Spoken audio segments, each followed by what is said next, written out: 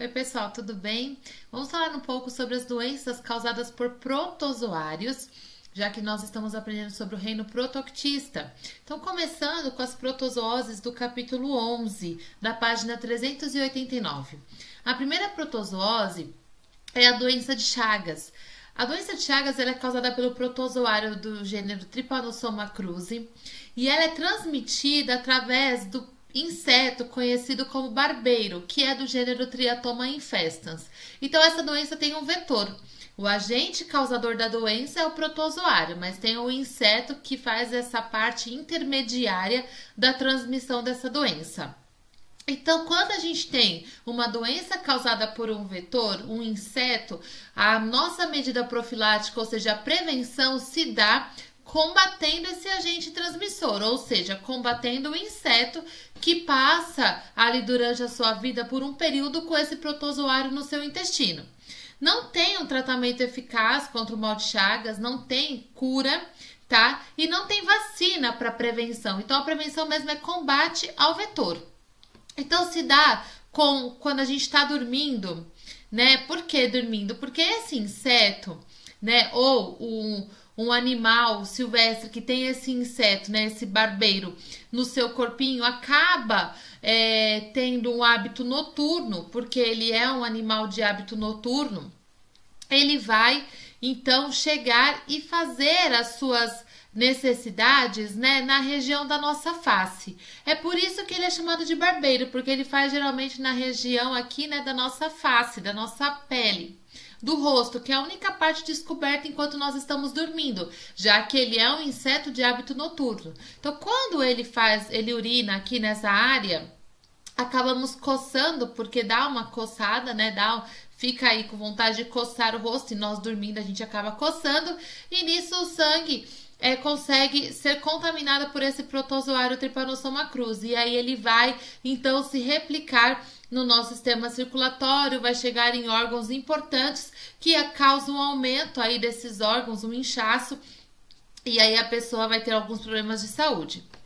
Outra doença é a leishmaniose tegumentar americana, ou conhecida como LTA. A leishmaniose tegumentar ela é conhecida como a Leishmania brasiliensis. Ela provoca algumas manchas, né, ulcerações que tem uma bordinha alta e vários grânulos assim na parte de dentro. A transmissão da leishmaniose americana é através da picada de mosquito do gênero Lutisomia, que a gente chama popularmente como mosquito palha. Então, não se tem a vacina contra a leishmaniose tegumentar, né? E uma das prevenções a gente fala também que é o combate ao mosquito palha, o mosquito vetor que vai transmitir a leishmania, que é esse protozoário. A pessoa ela fica, né, com várias feridas nas mucosas, né, na região da pele, por isso que ela é chamada de tegumentar, e também é conhecida como úlcera de Bauru.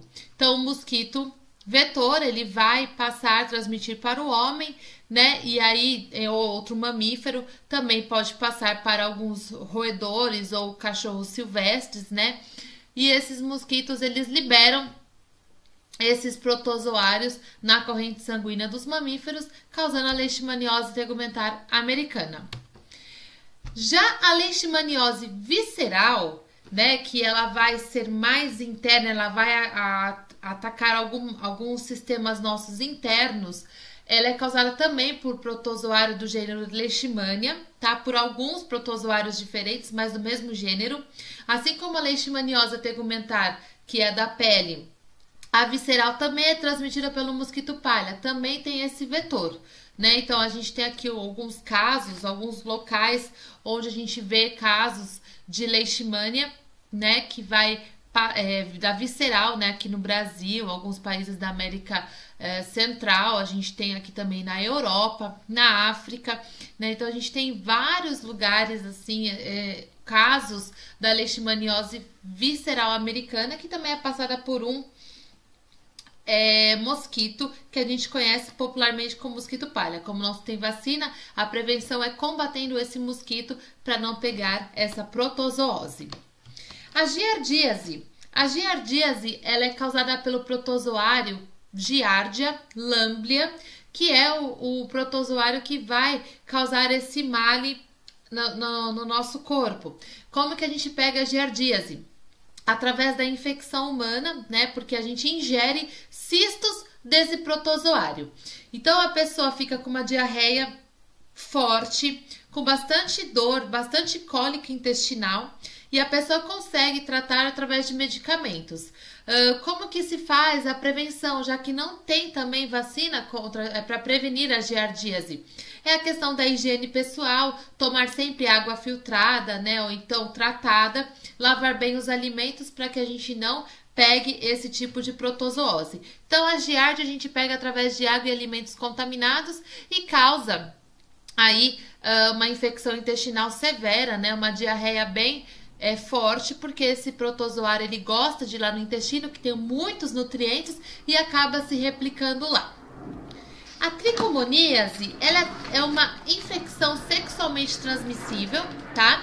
Ela é um protozoário, é causada pelo protozoário chamado Trichomonas vaginalis.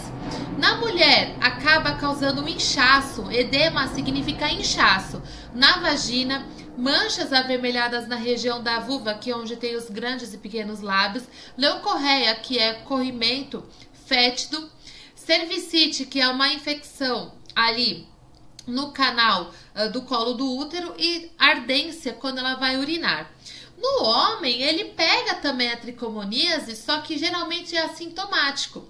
Por isso que esse protozoário se chama Trichomonas vaginalis, mas o homem ele pode ser vetor. Ele pode ter esse protozoário e contaminar outras pessoas caso ele não tenha proteção, tá? A prevenção se dá no uso de preservativos e higiene pessoal, né? Não compartilhar roupas, enfim. Porque se tiver contato com secreções, por ser um protozoário, ele consegue sobreviver bom tempo fora do corpo a qual ele vai parasitar.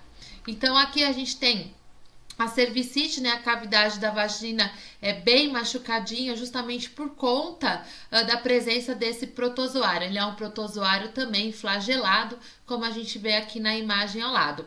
E um aspecto da genitália externa, no caso da vagina, né? Com bastante secreção que causa aí, que é da causa dessa protozoose, que a gente também chama de infecção sexualmente transmissível. Tá? Agora a gente vai falar das outras protozooses que está no capítulo seguinte. Vamos aproveitar e fazer um gancho só, tá bom? A página 396. Então vamos ver a malária. A malária é causada pelo protozoário do gênero Plasmodium e também é transmitida pela picada de um mosquito. Nesse caso é uma fêmea do mosquito Anopheles. Durante a picada, a fêmea acaba liberando na nossa corrente sanguínea esporozoítos, ou seja, esporos desse protozoário do gênero Plasmodium. Aí lá no fígado, no nosso órgão chamado fígado, eles vão começar a se reproduzir assexuadamente, ou seja, por divisão binária, vão começar a aumentar esses esporozoítos, e aí depois de alguns dias as células vão se romper, né? Esses esporos vão se romper, liberando no sangue outros parasitas já em formato de merozoíto. Então, eles eram esporozoítos desse protozoário, e aí se reproduziram, se replicaram, e aí são liberados na corrente sanguínea na forma de merozoíto. Aí o que acontece? As nossas hemácias, elas vão liberar esses merozoítos na corrente sanguínea e esse ciclo recomeça. Eles continuam aí parasitando as hemácias e vão se replicando. Em algumas hemácias, esses merozoítos conseguem crescer, porque eles vão ter ali nutrientes o suficiente, oxigênio suficiente, e vão sofrer transformações se formando em gametas desse protozoário. Antes, o que ele estava fazendo a reprodução assexuada, agora ele pode fazer a reprodução sexuada, ou seja, os gametócitos. E aí o que acontece? Outra pessoa, né, pode ser contaminada de que formato? Um mosquito vem nessa pessoa que já nas suas hemácias tem os gametócitos. E aí um mosquito vem e pica esse indivíduo infectado. E ele vai pegar essas hemácias com gametócitos. E aí, dentro desse mosquito, vai ter o quê? Reprodução sexuada, formando novos esporozoítos. E também esse mosquito pode pegar novos esporozoítos, não só os gametócitos, e inocular num outro indivíduo que não está doente e agora ele vai se infectar. Então, a gente tem uma pessoa infectada que vai ter um mosquito que não está infectado e vai pegar esses gametócitos ou esses merozoítos, esse protozoário desse sangue dessa pessoa e acaba levando para outra pessoa. E tem também a primeira pessoa que foi infectada que também vai desenvolver a doença. Então, essa infecção pela malária, ela pode ser classificada de acordo com o período de incubação, ou seja, o tempo que o protozoário fica lá. E aí, às vezes, a pessoa vai ter uns picos de febre, dependendo de qual for o gênero aí ou a espécie desse protozoário, do plasmódio. A malária ela é considerada uma endemia, né? Embora tenha sempre casos sendo relatados, mas ela fica restrita a certas áreas do mundo, por exemplo, na Amazônia, aqui no Brasil. Mas ela não chega a ser considerada uma pandemia, tá? Ela é endêmica. Então, a protozoose a gente chama de malária. Pode ser causada pelo protozoário Plasmodium malariae, Plasmodium vivax, o falciparum ou ovale. Quem é o mosquito que a gente chama de anófilis? No caso, a gente chama popularmente de mosquito prego. Sintomas da malária: febre alta, calafrios, dor de cabeça, falta de apetite, a pele fica amarelada e a pessoa fica bem cansada. Para tratar, tem que utilizar medicamentos, né? E a melhor profilaxia é combate ao vetor. Já se tem testes de vacina contra a malária, mas ainda não tem uma eficiência elevada, por isso que ela não está disponível ainda para a população humana. Outra doença causada por protozoário é a amebíase ou também a disenteria amebiana. A amebíase ela é causada pela entamoeba histolítica, que é um protozoário, e a contaminação se dá também, bem como a giardia, se ingerindo alimentos ou água contaminados. Esses amebas, né, essas entamoebas, elas passam pelo estômago, chegam no nosso intestino em formato de cistos, por isso que eles não morrem com a acidez do estômago. E lá no intestino esses cistos se multiplicam, né, por conta da nossa circulação sanguínea e dos nutrientes disponíveis ali, até atingindo outros órgãos, causando aí uma amebíase que a gente chama amebíase extraintestinal, porque lá no intestino nós temos as vilosidades que acabam absorvendo nutrientes e juntamente acaba absorvendo essas amebas. E aí a gente tem uma infecção mais generalizada. A doença se chama amebíase, causada pelo protozoário entamoeba histolítica. A gente pega tomando água ou alimentos contaminados, a pessoa fica com cólica, ela vai ao banheiro diversas vezes, então ela vai fazer fezes com muco e sangue. Ela se sente cansada porque ela começa a perder muitos nutrientes importantes e a desidratar por conta da perda de água da diarreia. Ela fica com gases, com dor no reto, perde peso, né? Porque ela vai perdendo muitos nutrientes importantes.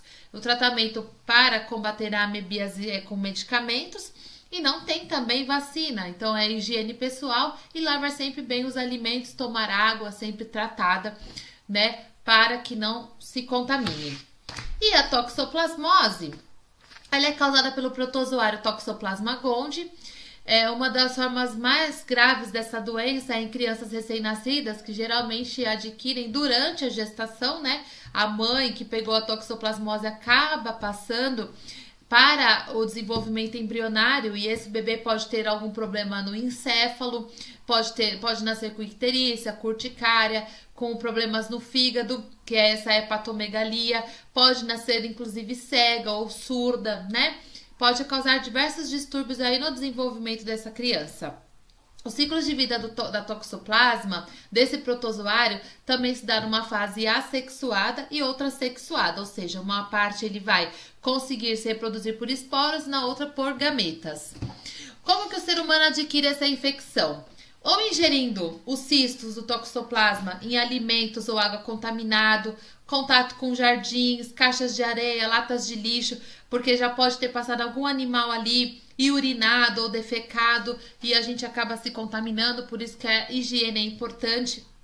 Ou pela ingestão desses cistos da toxoplasma em carne crua ou mal passada, ou via placenta, que a gente fala que é congênito, né? Então, durante a gestação. Então a gente tem a ficha técnica da toxoplasmose. Ela é causada pelo Toxoplasma gondii, que é o protozoário. A gente pode pegar por água alimentos contaminados com esse protozoário, por contato de urina de gato, de cachorro, de rato, né? A pessoa que ela não tem problemas da imunidade, ela é uma pessoa saudável. A pessoa aumenta ali os linfonodos, ela fica com umas ínguas, dor de cabeça, febre, dor muscular, dor de garganta. A pessoa que já tem alguma defasagem no sistema imunológico dela, que a gente chama de pessoa imunodeprimida, ela pode ter confusão mental, febre, cefaleia, que é uma dor de cabeça muito forte, inflamação na retina e inclusive convulsões. O tratamento também se dá com medicamentos, né? A pessoa tem que tomar bastante medicamento para combater esse protozoário.